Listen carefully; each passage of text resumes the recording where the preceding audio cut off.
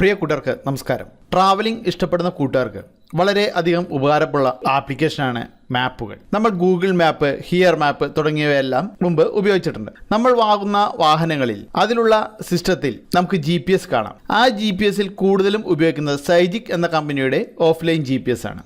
നിങ്ങൾക്കിവിടെ സൈജിക് എന്ന കമ്പനിയുടെ ഓഫ്ലൈൻ GPS ആണ് ഞാൻ ഈ വീഡിയോയിലൂടെ പരിചയപ്പെടുന്നത്. ആപ്ലിക്കേഷൻ ഇൻസ്റ്റാൾ ചെയ്യുക.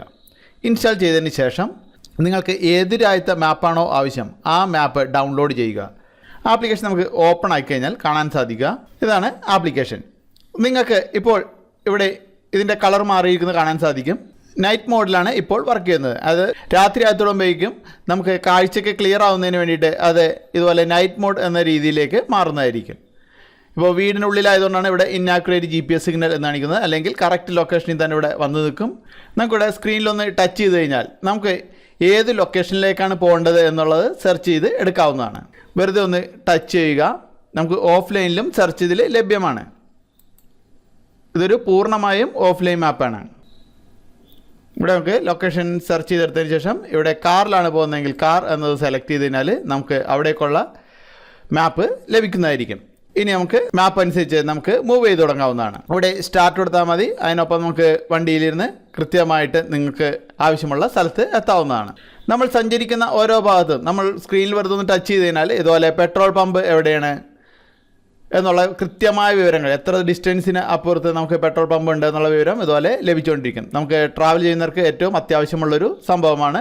അത് കൃത്യമായിട്ട് ഏതെല്ലാം സ്ഥലത്തുണ്ടെന്ന് നമുക്കിവിടെ നോട്ടിഫിക്കേഷൻ തരുന്നുണ്ട്.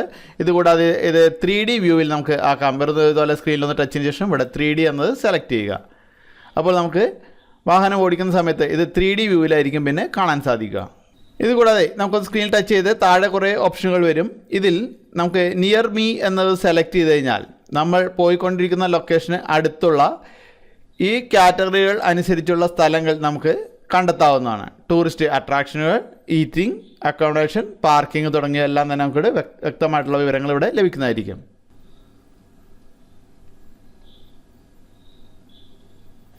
ഇതിൻ്റെ മെനുവിലേക്ക് പോകണം എന്നുണ്ടെങ്കിൽ ഇവിടെ ഇടതുഭാഗത്ത് കാണുന്ന ഈ ലൈൻസിൽ പ്രസ് ചെയ്യുക. ഇവിടെ നമുക്ക് മാപ്പുകൾ മാനേജ് ചെയ്യുന്നതിനും മറ്റുമുള്ള സെറ്റിങ്സ് ഇവിടെ ലഭ്യമാണ്. മാപ്പിൽ നമുക്ക് ഓരോ സ്ഥലങ്ങളും കാണിക്കുന്നിടത്ത് ഇതുപോലെ ഒന്ന് ടച്ച് ചെയ്ത് കഴിഞ്ഞാൽ നമുക്ക് നീല കളറിൽ ഇതുപോലെ പേര്, ആ സ്ഥലത്തിൻ്റെ പേര് എഴുതി കാണിക്കുന്നത് കാണാൻ സാധിക്കും. അതിൽ ക്ലിക്ക് ചെയ്ത് കഴിഞ്ഞാൽ നമുക്ക് ആ ഡയറക്ഷനിലേക്കുള്ള എത്ര കിലോമീറ്റർ ഉണ്ട് ദൂരം എന്നുവരെ നമുക്കിവിടെ വിവരങ്ങൾ ലഭിക്കും.